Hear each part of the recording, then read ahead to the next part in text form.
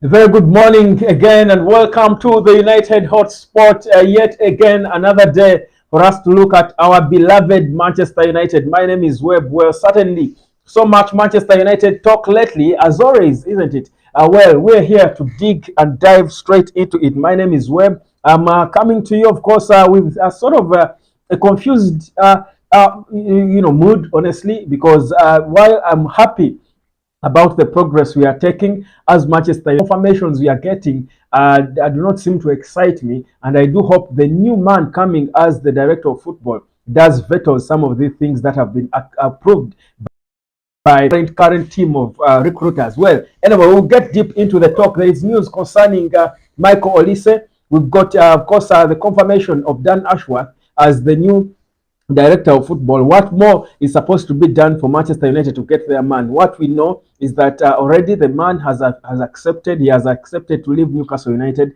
and join Manchester United, but it is now pending an agreement between the two clubs, Newcastle and Manchester United, as it seems United might be expected to cough some dime if we are going to price the man out. Newcastle are saying, well, this is a transfer and this is real business. Now, the way we buy players, we are going to be buying Dan Ashworth. I told you why this man is highly rated. Look at my past videos and lives. You will see the explanation of why Dan Ashworth is the real deal. My name is Webb. Welcome aboard. We look ahead as well to an important game today. I'm expecting to get a clear update on Luke Shaw. I will be dropping that video later on in the day on whether Luke Shaw will be available for Sunday or not. We'll talk about that at length after the training today, and I'm sure at around before 6 p.m.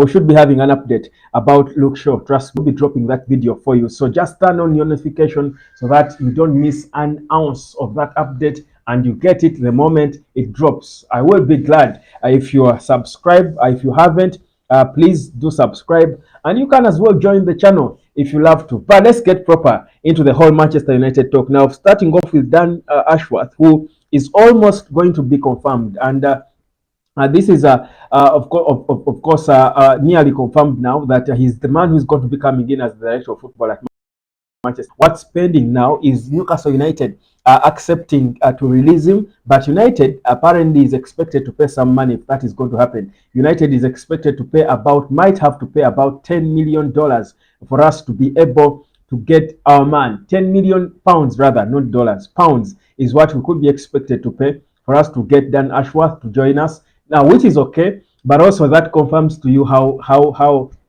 serious we are about bringing in this man. I love how Sir Jim Ratcliffe and Ineos are not shy to go to clubs. They are not proud or arrogant. And you see, an arrogant owner would say, I will not go into any of my opponents. I will not go to any of my opponents. I will build my own team and make things happen. Well, I don't think ever since Sir Alex Ferguson left and when we signed Robin van Persie from Arsenal, I don't think the Glazers or the team after that had the audacity, the confidence to go into one of our direct rivals and look for a serious person, either player or coach, and try to get them, even if we needed them.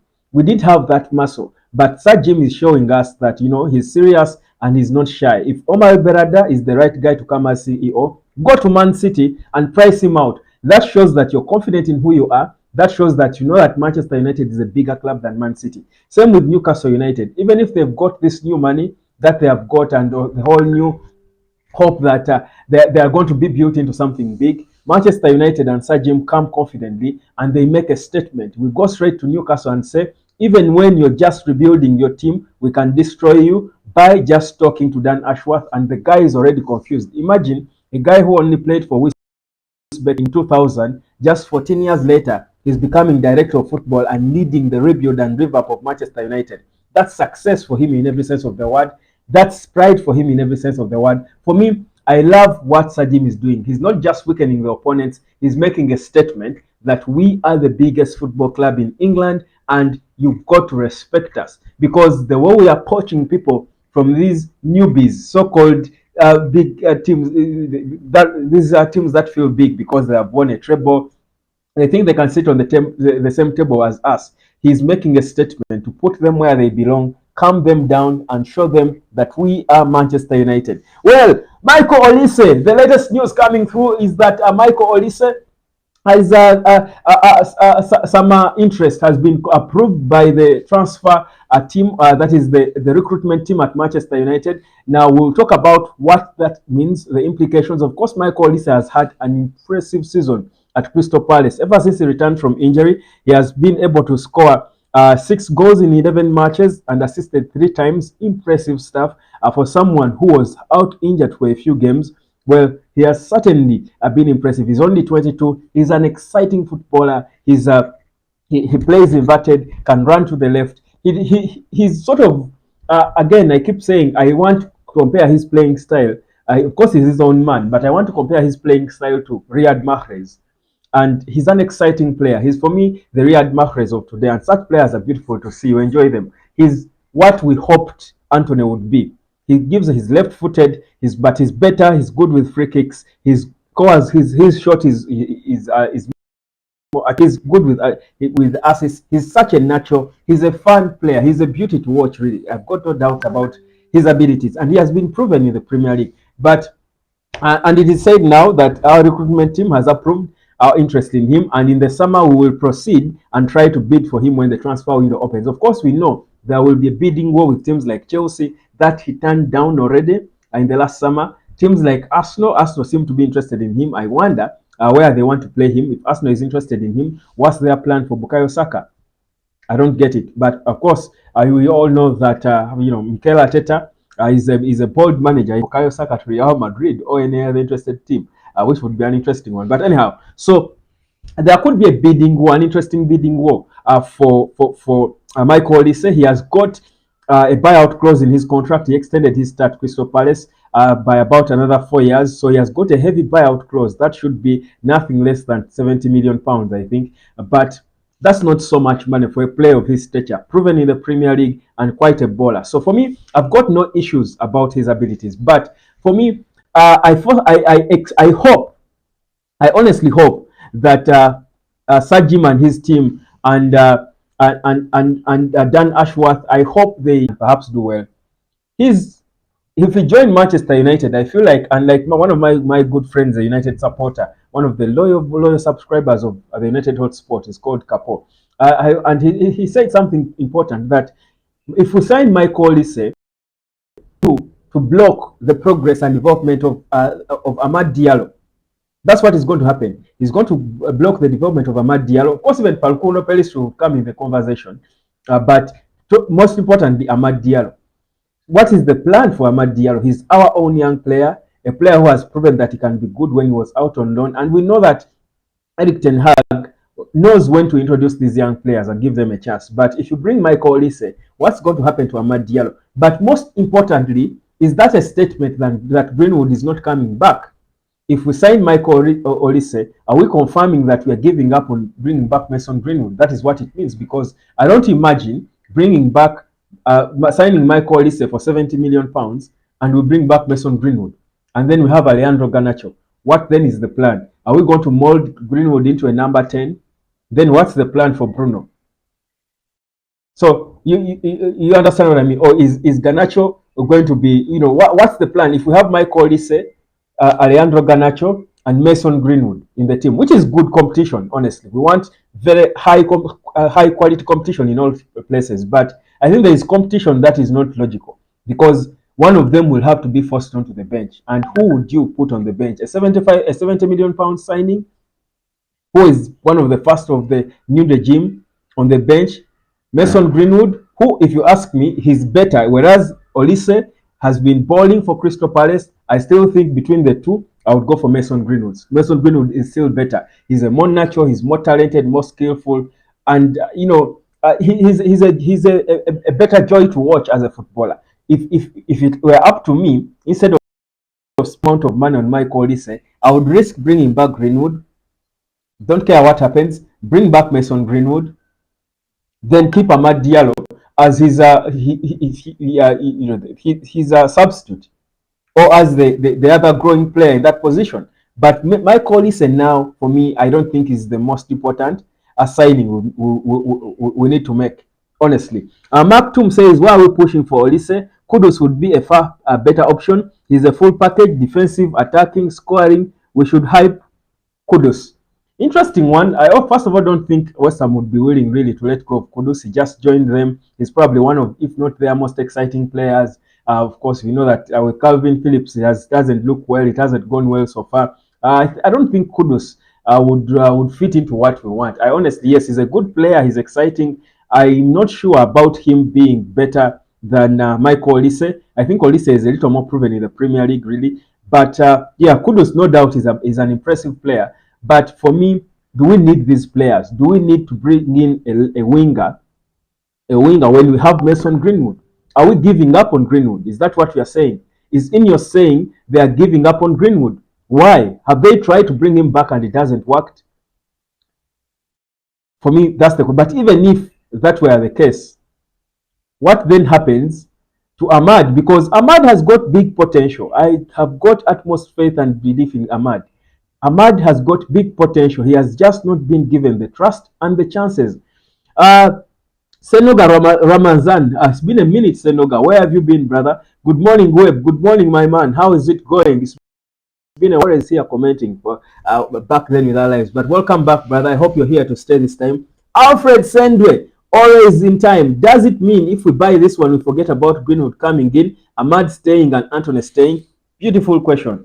Well, for me, Ahmad should stay. No questions about Ahmad. But if we bring in Micheal Olise, obviously I think the plan then would be, because we cannot have Micheal Olise, Facundo Pellistri, Amad Diallo, we also have Mason Greenwood, who we are still paying, then Anthony. Those are 5 players all playing the same position. I think then the plan would be clear. Maybe Anthony is going. I think if we bring in Micheal Olise, the first player who should be going is Anthony Dos Santos, because they are the same level. Of course, this is a big buy. This was a big buy. I don't see a way Anthony survives the summer. I don't think so.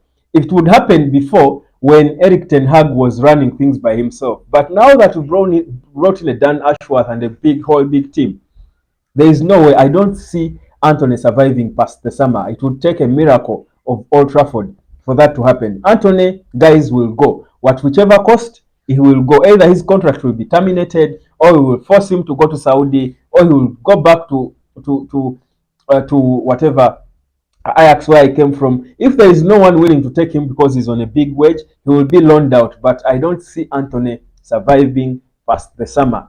However much Eric Ten Hag wants to force him on us, it won't happen with the new team we're building. For me, I've got no doubt. So, but good question. That's exactly what I was saying. If we bring in Micheal Olise for 70 million also because he just got a big buyout clause, are we giving up on Mason Greenwood? And should we be giving up on Mason Greenwood? Are we at that point where we say, okay, let's give up? Is it that bad with Greenwood? Are we at the point where we say, let's give up on him? Aren't we giving up on our best winger so early? So, whereas this current existing team, and by the time this was made public, and of course even Fabrizio Romano confirmed it and stuff, probably the people in the recruitment team are people who are working for Sir Jim, honestly. Because the team working now, whoever is still there at United, those who are not wanted are not making any decisions. And probably already we know that even if before we publicly come to know, perhaps there is already a constituted team of recruiters. Maybe Paul Mitchell perhaps could even go into signing any player. Before we think about going into a summer and spending and approving any signing, we've got to have a plan of how we want to play before we point at players who we are going to sign. Because the players must fit into the players we sign now going forward must fit into the plan that Dan Ashworth is going to put in place. But you see, Dan Ashworth has not even been, is just being confirmed now. So meaning, he has not even started put in place our direction as the director of football.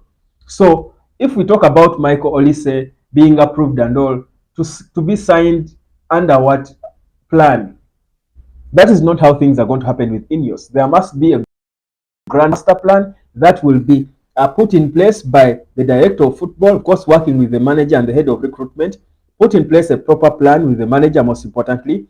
That plan has got to be signed on and approved by the CEO, Omar Berada. Then Berada has to present it to the board that has a glazer, I think 2 glazers, Sajim, Berada himself, and Jean-Claude Blo, they approve it, sign on it, and then they tell them, go ahead and implement. So for me, I don't think. Thank you for reminding me. Alfred Sendwe, I love you, fam. Thank you so much. Mind you, we also have Sancho on the wing. United, my team is very interesting. Exactly. We also have Jadon Sancho. Those are 6 players. I had almost forgotten Sancho. So we have Mason Greenwood. We have Jadon Sancho. We have Anthony Dos Santos. We have Facundo Pellistri, Amad Diallo, and we bring in Micheal Olise. Think about it. 6 players, all play one to the same position, all on crazy wages, with the exception of Pellistri and Ahmad. All the others would be certainly be on crazy wages. Sancho is earning over 300,000 quid.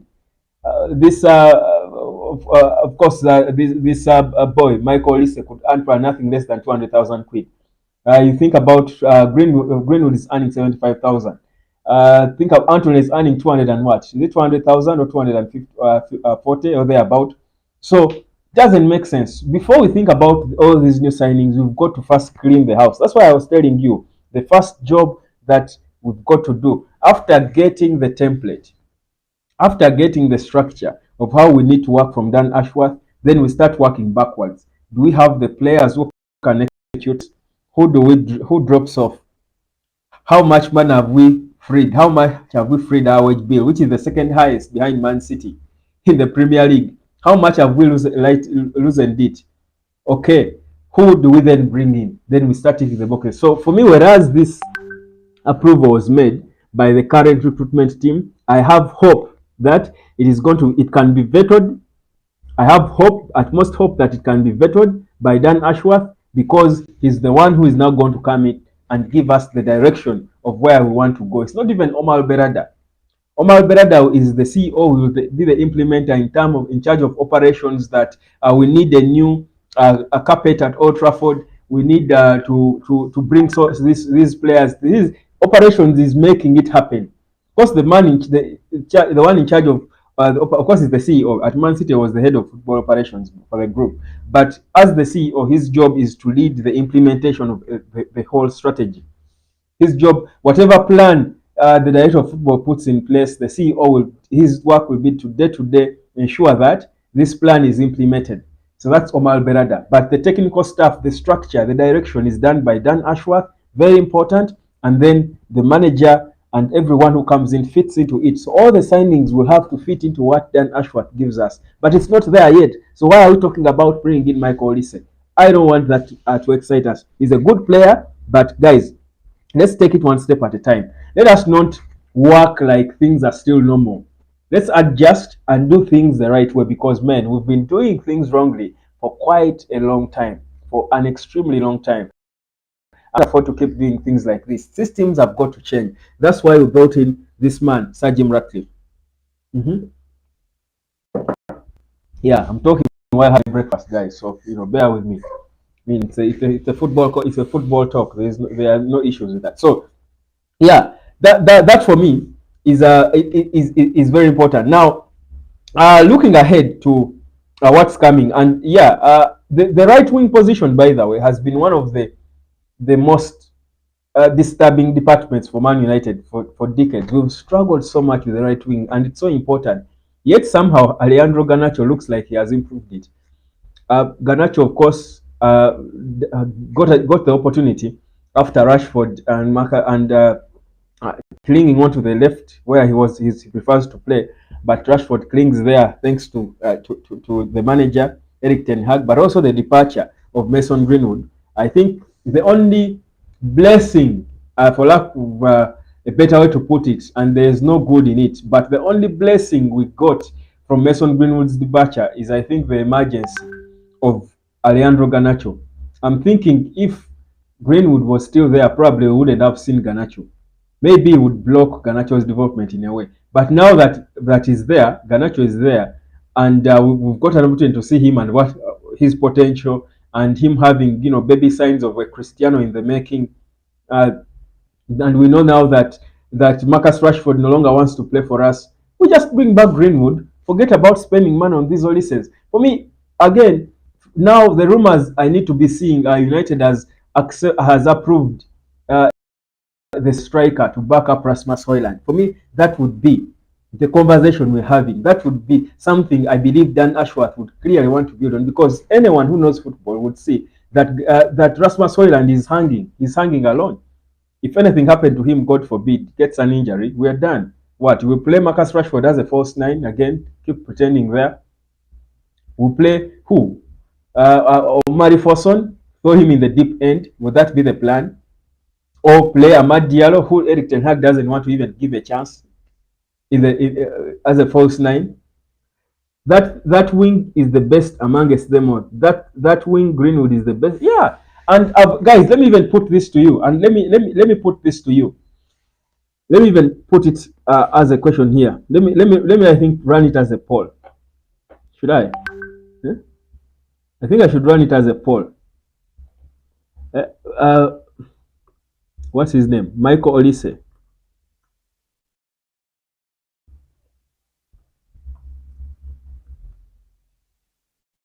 Or Greenwood.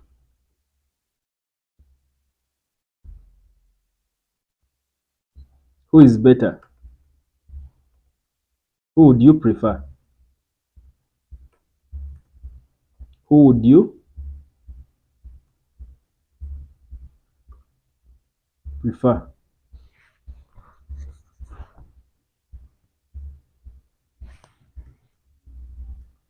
In the right wing. Good. Let me just post this here and pin it.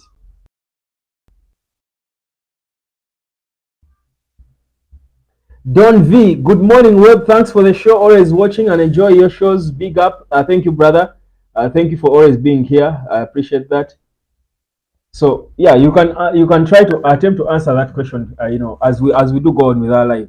Micheal Olise or Mason Greenwood, who would you prefer in our right wing? I want to pick your mind. Let me even create this post,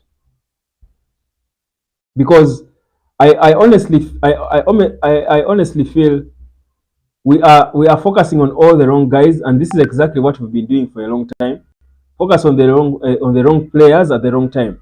Same way Eric Ten Hag comes in and his first decision as manager is to let go of the best goalkeeper in the Premier League the previous season.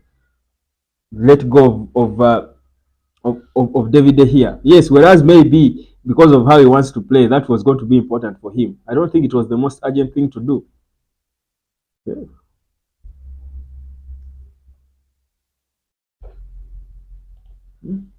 Oh, Michael.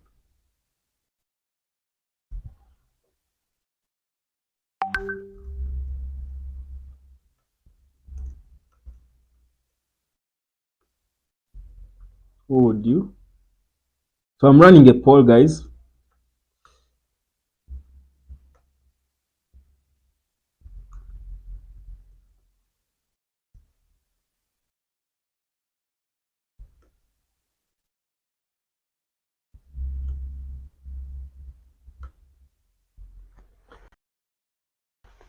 Post. There you go. Let's see. Let's see how the poll goes. So, going back to this, yeah, Alfred Sendwe. Okay, Pikisa Herbert. Good morning, Mr. Webb. A bit late for the show. Thanks for the program. Thank you so much, Pikisa. It's all right. We're still here. Albert Sendwe. We need a striker, a midfielder, a centre back. That wing Greenwood covers is better. That's all Greenwood and Garnacho on the right wing covered. Perfect. So you put Garnacho on the left, you invert Greenwood on the right, and you see the party, because Garnacho prefers to play on the left, where Marcus Rashford wants to play, by the way. Garnacho prefers the left. Even Eric Ten Hag admitted it himself. But this boy is just so good that even on the right, he will make it look exciting. But the reality is, I think with Dan Ashworth now, things are going to change. Things are going to be done right. We will look more. We will have a template. We'll have an identity. I think for me, success for Dan Ashworth will look like Man United one having a proper identity. That is what success will look like. Man United must have a proper identity. Very important, because we've lacked it for so long. We've been looking like every manager we have. We at some point we looked like Louis van Gaal, playing this slow, boring, passing possession football. We dominate possession at 80%, but never effective. no moment where we did not know when to switch and go into attack. We would just pass. You would even doze off enjoying Manchester, passing the ball within the back. I remember Tom Cleverley saying, revealing that Louis Van Gaal used to have departmental meetings every before the match, where he would meet the defenders and the goalkeeper alone, meet the midfielders alone, the strikers alone. I think it's alone. A very interesting thing.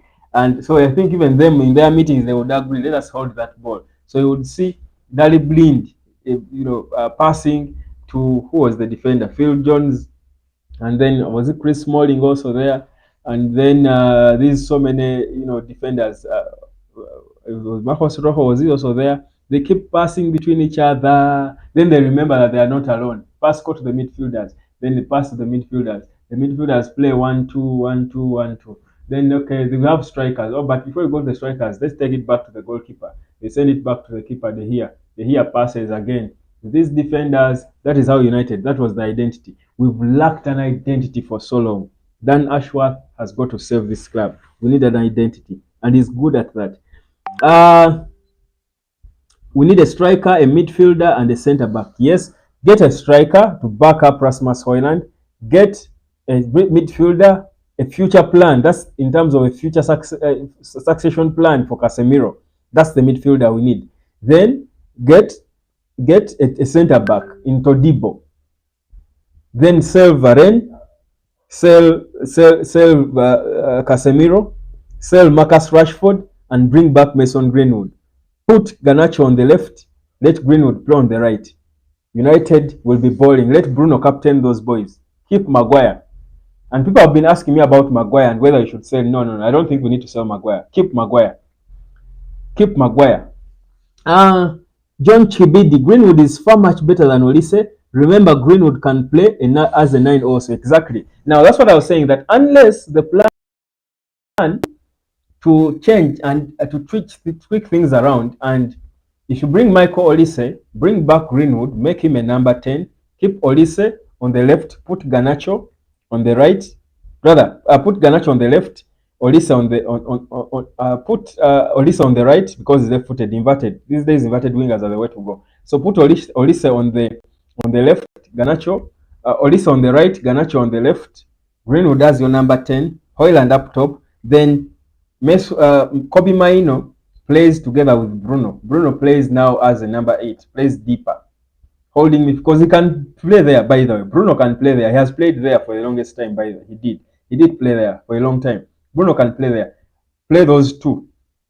Double pivot. I don't want Erik ten Hag to be putting Bruno next to Greenwood in the middle and playing still Kobe Mainoo alone. Double pivot is what plays in the Premier League. That balance. Let Bruno be a blocking midfielder. But we know that he can play long passes from deep. That would be decently good. John Sozi from Mukono, I prefer Greenwood. Impressive stuff. Alfred Sendre is saying, John Kabidi, you are very rare. He can also play 9, so he can do a rotational football. Yes, those are you see, I keep relating when you talk about rotational football, I'm reminded of Jurgen Klopp's Premier League and Champions League winning Liverpool that had Sadio Mane, Mohamed Salah, and Firmino, Bobby. The way the interplay between those, one would be drop into the number 10, then the other would go 11, then the other would be in 7, then 1 minute they keep interplaying, they keep switching, those rotations. Now imagine you've got Greenwood, you've got Garnacho, you've got Højlund. Okay, let's add Micheal Olise there. You've got Micheal Olise. The interplay between those, because they're all bowlers. Højlund is a proper bowler. He's not just a finisher. He's a proper bowler. That interplay would confuse any defense. That interplay, because they will keep moving. When one goes into a false 9 position, when Greenwood goes into a false 9 position, Højlund goes on the left. Then Garnacho moves in the middle. Then Olise goes on the right. Then Olise goes false 9. Then Garnacho goes on the right. Then Greenwood comes in as a number 10. They keep rotating like that. That puzzle, that confusion would get us goals. That confusion alone. First of all, what that would do is the fact that you've got so many players comfortable on the ball. All those forwards will be extremely comfortable on the ball. What that would do is keep defenses at home. No team would want to leave. No one will get out of the house. Any team that will play, you've got those 4 players up top coming at you with the way they use the ball. You keep them there. They will only be hoping to get us on the counter. So then you just have your 2 holding midfielders to slow down the stay there. So these boys do their thing up front. Then when these lose the ball and they are coming at us on the counter, these holding midfielders' job is to just slow them down, block them, and slow them down. That's exactly. Then on the bench, you've got depth. You've got Amad Diallo on the bench, can come in and in the game. You've got another striker, Sahu Girassi, for example. We don't need expensive players. When you have a good template, you don't need expensive players. Have Sahu Girassi to back up Rasmus Højlund. Yes, because Girassi is a baller. Girassi has got some. I like how he, first of all, is tall. He's good on the ball. He's confident. He has got a certain fine something about him. He's a cheap player, but he's good. I think because he's a late developer, that's why he's cheap. But Girassi has got some good elements to him. If he gets a good manager, I think he can be a proper bowler. But also Girassi is the kind of striker you think can comfortably come off the bench and won't be wobbling. Still have the attitude to come off the bench and play football at Manchester United. It will be an honor for him. So, or any other striker, it may not be Girassi, but you see, there are not so many brilliant strikers in the world. There should be some youngsters, there. And again, that's why you need an able scouting or recruitment team. We don't have to look around the major leagues. There are young kids out there who can play football, and the beauty is that our squad is largely going to be full of young people. So we can identify another young player to come and back up Rasmus Højlund. Forget about this Ivan Toney talk. We don't need Ivan Toney. Rasmus Højlund is potentially better than Ivan Toney. Maguire was also praising him. They could clearly see from the first day. Now we understand. I think no one can sit here and say that we are questioning our decision to pay £72 million to Atalanta for Højlund. But they properly knew what they were selling. They just know how to do their business. They properly knew what they were selling. This boy has, even before he scored a goal in the Premier League, we were all in awe. It is and his potential. Every day he gets better. We go into a United game just like we were with Rooney. When is the last time we went into a United game and your instinct told you our striker is going to score? For me, that's the last time was with Wayne Rooney, honestly, and Van Nistelrooy. I would feel whenever we go into a Manchester United match over a weekend on a Saturday, my heart, whether we were playing Man City, Madrid, the one guarantee I had is that Rooney is going to score, Van Nistelrooy is going to score. You were confident. But think about the past years. You've got Walt Weghorst, Radamel Falcao. Do you even remember Falcao played for United? We had Weghorst, Falcao. We had, who else? You can think about the strikers we had back then. Some I cannot even recall. You had never felt that confidence. Højlund has brought back this thing in us, and you just feel like he's getting better every day. He's better, more hungry, more man. He's I feel like we are yet to see a lot from this guy. One day I think he will score a goal and we'll all get off our feet and be like, what on earth just happened? I feel like we have not even seen a quarter of what Højlund can do. That's how I feel, honestly. So there is a certain positivity, and you see, if you have such a striker who gives you that instinct, then trust me, you're in a good place, because in the Premier League, it starts with your striker. Arsenal is struggling because they don't have that striker who gives them that instinct. They don't. That's why they are going to be overcharged for Ivan Toney. Interesting stuff. Yeah? So I saw Alan Shearer's team of the week, of the last week, and he had Andre Onana there. It was interesting to see. He had 2 Man United players in there. He had Andre Onana and Harry Maguire in that team, his team of the week. I don't know, in the right, he didn't have Diogo Dalot. Well, that's why I think we disagreed. I think Diogo Dalot has to be in anyone's team of the week for the last week, or perhaps even team of the last 2 or 3 months, team of the year so far. I think Dalot from the Spurs game, Dalot has been picture perfect. All games he has played. He doesn't get enough credit, but he has been near perfect and getting better by the day. So for me, I think our players are beginning to look good. This team does not need overhauling. There is no need for a lot of changes about Manchester United. No need at all. We are okay. We just need to just make the right decisions. Let go of the right players and bring in the right ones. And for me, I'm not yet convinced that the right player to bring in now is Micheal Olise before bringing back Mason Greenwood. Uh, Now I can see Marcus Rashford is trending. I hope he's trending because people want him out. I'm seeing Rashford is trending for all the what right or wrong reasons. Of course, he had some good moments, but Rashford is football. Ah, in my opinion, this was a 85%, but Rashford so it's a mid performance.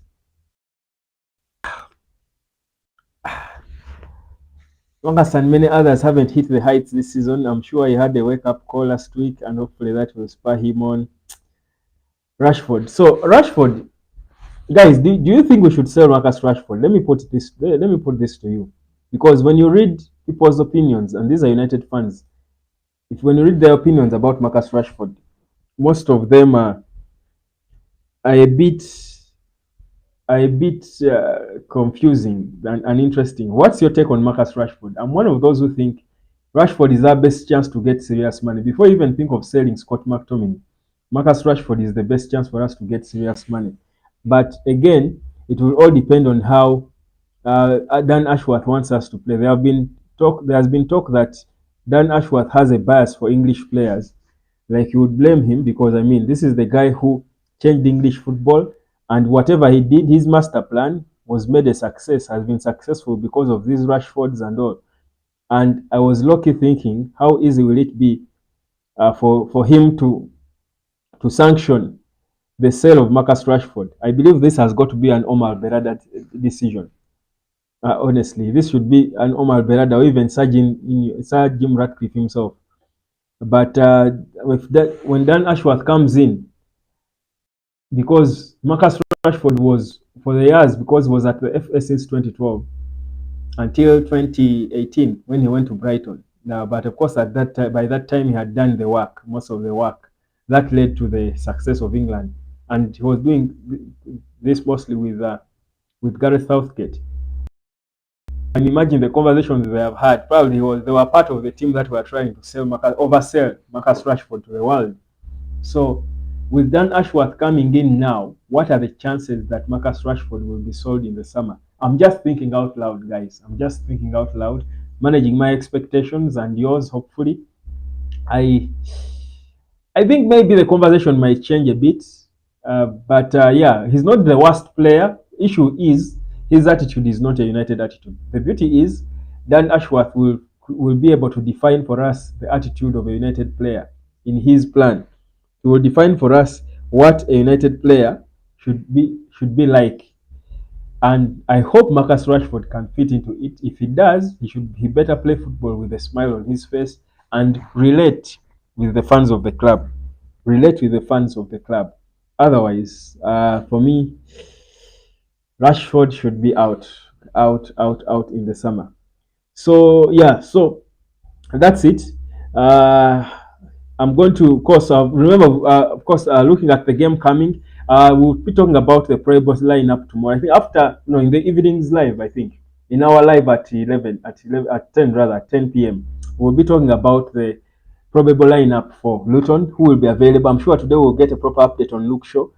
Chances are he won't be there, but we'll get a proper update today. But also, when we have the clear update on him, then we'll look at a proper way, probably how we can replace him. We shall see a proper replacement. There was a story that I saw. I read somewhere that you remember I told you here before that Robin van Persie was at Carrington. He was doing, and he was at Carrington to to try and as part of his training with his UEFA Pro license. And apparently he spoke to at length, by the way, to Rasmus Højlund to try and help him to improve him. I told you if there is one player who Højlund can learn a thing or two from, it's Robin van Persie, because Van Persie, first of all, was as left-footed as he is. That is one. But two, I don't think the United has had a better, a better. Okay, and you can debate between Van Persie and Ruud van Nistelrooy, who was the better finisher. We can debate that. We can have those debates really. Van Nistelrooy was more of a we would call him a swame. That was the slang slogan in my local language. That's how we used to call him. How would I call a swame in English? A guy who flukes or who knows fluking sounds bad. That's disrespectful. The right word, a guy who would hide somewhere. He knows where to be and waits for his chance. And when it comes, it buries it. Proper finisher that he would go his goals were mostly the simple basic goals. Van Persie had a certain something to his game that made me understand why Sir Alex Ferguson, even when at that time he was never seeing eye to eye with Arsene Wenger, I had the audacity to call him and tell him I want Van Persie. At what cost? What's the cost? I think he had intel, and that's the beauty of having a manager with experience and connection. That Sir Alex Ferguson had intel that Arsene Wenger had fallen out with Robin Van Persie, and he knew he needed a striker because Wayne Rooney was looking less sharp, but he knew Wayne Rooney was still a bowler because Rooney would properly play as a number 10, a number 8, a number 6. I think Rooney would even play as a sweeper. Most complete football I've seen. So Van Persie, so Ferguson says, okay, let me get this phone and call this Arsene Wenger, tell him I want this player. And he knew, he played psychology on him to convince him to sell Van Persie to us. But Van Persie was such a finisher and he was so impeccable at his positioning. He was always in the right place, perfect ball control. He knew when to control the ball with his chest and how to set himself up with his chest or his head. He knew when he needed to just go and dive in for the ball. He knew when to control with his right and go for it. He was a different class, impeccable finisher. And it is something I believe Rasmus Højlund lacks a bit. Højlund is good with his movements. He's he's hardworking. He's good on the ball. The only issue is how he sets himself up, how he gets the ball and sets himself up, if you know what I mean. It's lacking, and those are things he can improve in his game. And Van Persie was the king of that. Van Persie would be in a tight space, but he would not look like he's fumbling. He would not look like he's panicking and struggling to fight for the ball with someone. It's like he would know what to do with that ball, even in a tight situation, and set himself up.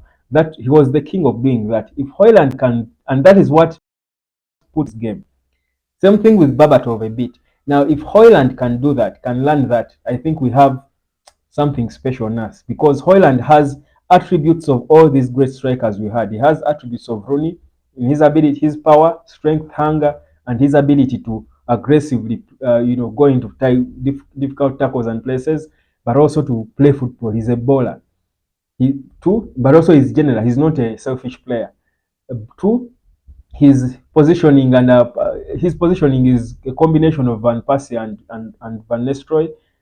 It's just that little class that Van Persie had that is lacking in his game. But you think for a 21-year-old, those are the things he can improve, and that's why I say it's very good that Van Persie is even being rumored that Van Persie, after doing his pro license badges, could return to United and be a coach of the strikers.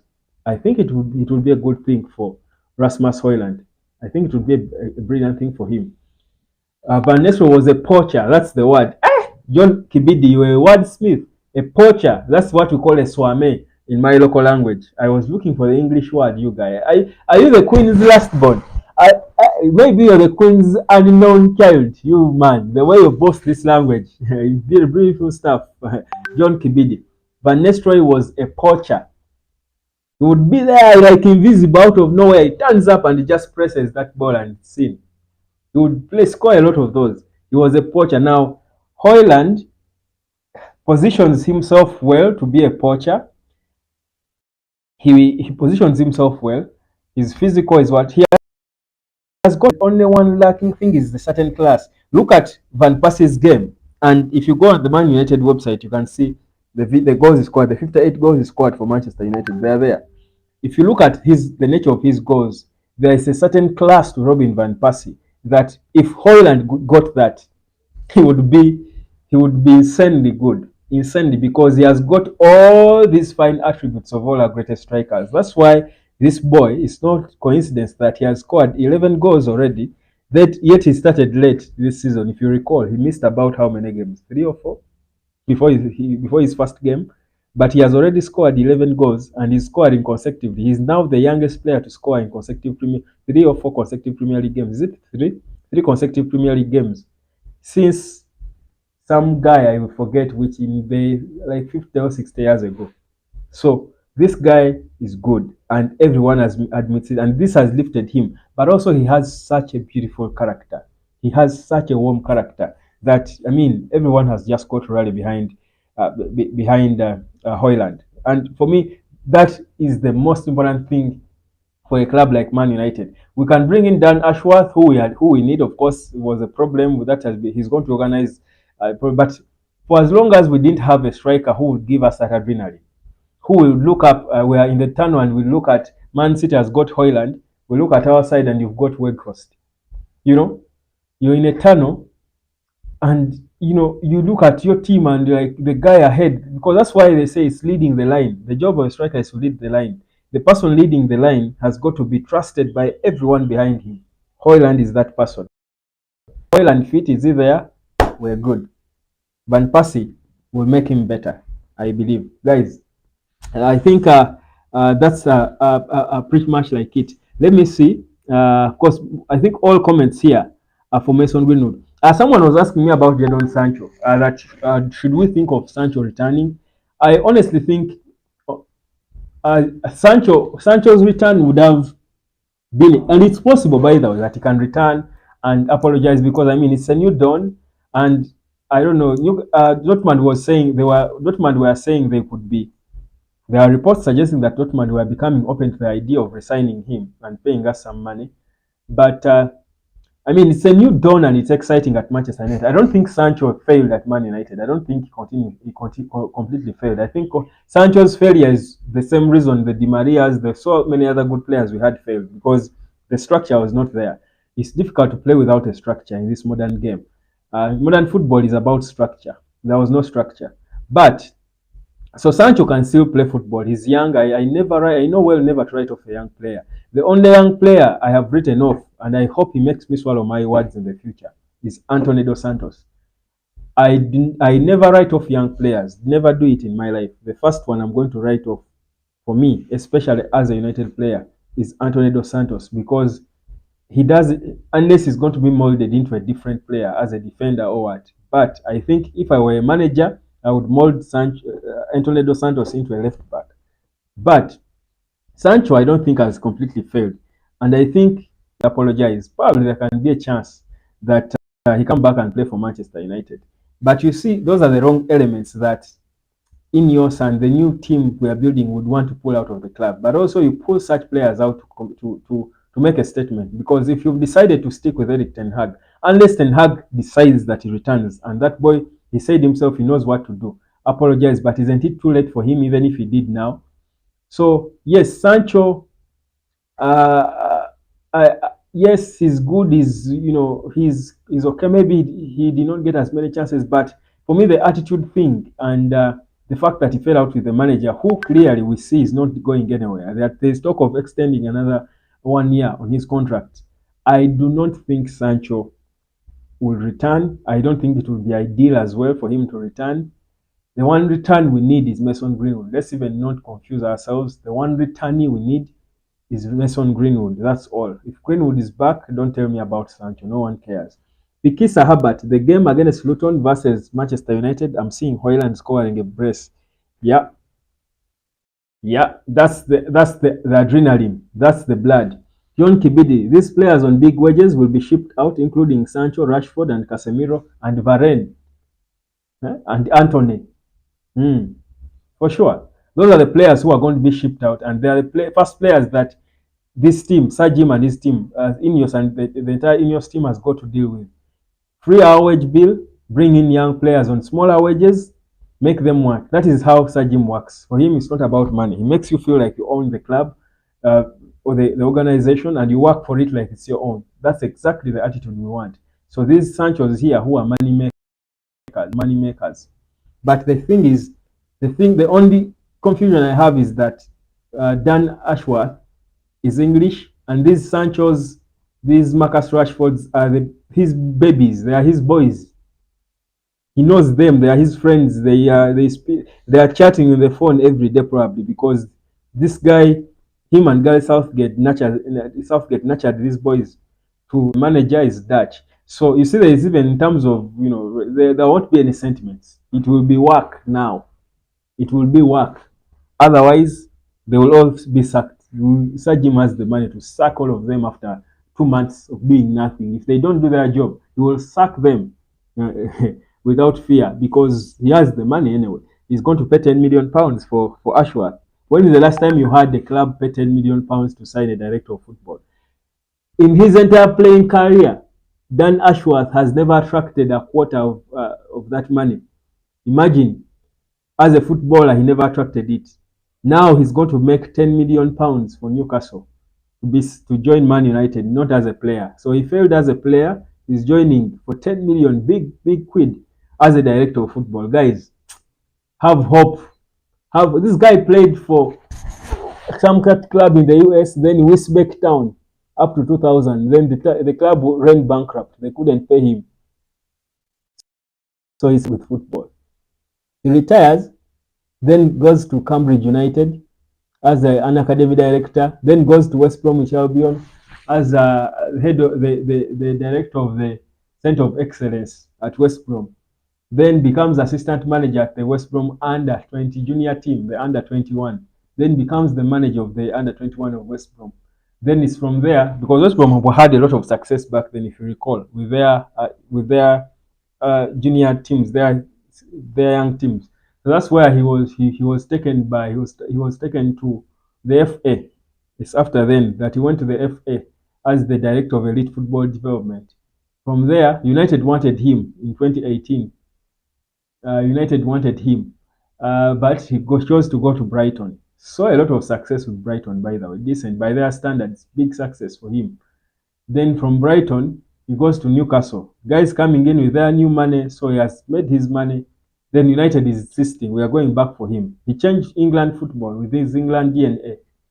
So the guy has had quite a story. Now imagine his biggest move is coming when he's 52, not even as a footballer. He's a director of football at the biggest football club in the world at the most crucial phase of Manchester United in perhaps its entire existence. I don't think United has been in a more situation in its entire existence than it is in now. And Dan Ashworth, the director of football, is the man entrusted to change it. If whatever we do succeeds, guys, mark this. If whatever Ineos does succeeds, of course, the Sir Ratcliffe will take the biggest credit because he's the one who assembled the team. But the technical person is not the manager. It is the director of football. Because that's what we've been lacking. We've lacked direction. These good players have failed because there is no direction. If it all works, this 52-year-old Dan Ashworth is the man you should be giving the chicken. They are taking the chicken too. We Africans, we thank people with chicken. If you don't give an African chicken, you've not thanked them, isn't it? I don't know if it's the same with you, Pikisa, with I don't know whether John Kibidi. I don't know where you're from. Are you from? I don't know where you're from, John Kibidi. I know Alfred Sendwe is from Malawi. Is it Alfred, Zambia or Malawi? I don't know how it is done in your country. Senoga Ramanzan, I think, is Ugandan. In Africa, I think for us, when we are thanking someone, we give them a chicken, a hen, or whatever you call it, a chicken or a hen or what they call. That is how we thank them. So if this whole rebuild of Man United succeeds, the man who should take our chicken is Dan Ashworth, the director of football, because we have had those better managers than Ten Hag probably. They have failed. Why? Because there was no direction. This guy gives us direction and it works. Boss, let's look for him. You give them to me. Me, I'll go there. I'll keep going to Man United. I'll go there. I'll go there and I'll take his chicken to him. Yeah, and we thank him. Guys, thank you so much. Let me give you my chicken, my flowers. Let me give you my flowers. It's one love, my heart to you. Thank you so much for subscribing. I'll catch you later, guys. Let me go and let me finish my breakfast. It's even cold now. I'm your neighbor, Kenya, John Kibidi. Yes, yes, John. Do you also give people chicken when you're thanking them? Do you give them? Do you take chicken or you take ugali? What do you give people to show that you appreciate in your culture? What should we give Dan Ashworth and Sajim? Chicken? For us, we give chicken. I don't know. Africans love chicken. I don't know why. I think in the world, when you travel the world, I think the easiest thing to find everywhere is chicken and and uh, and bread. Those are the things you find everywhere in the world. I don't know. I've never been to Saudi, these whatever desert countries. But even I've been to Dubai. I think it's also the same. Chicken is everywhere. So would we take chicken? Should we take chicken? I'm out, guys. I'm done with this, guys. Let me just enjoy my breakfast, my porridge this early morning. I love you guys. Catch you later. Both ugali and chicken. Brilliant. I hope one day we'll get one from you. I hope one day we'll get ugali and chicken from you after coming here and amazing you so much with I don't know, a breaking story. I will do that. I'll give you a good dance here. I'll dance for you people here. If Man United finishes in the top 4 this season, I promise I will dance for you here. I don't know whether you'll contain me. I won't sing. I've tortured you enough with my poor voice. I will just dance this time. My dancing will be okay. Trust me. Bye, guys. Breakfast time.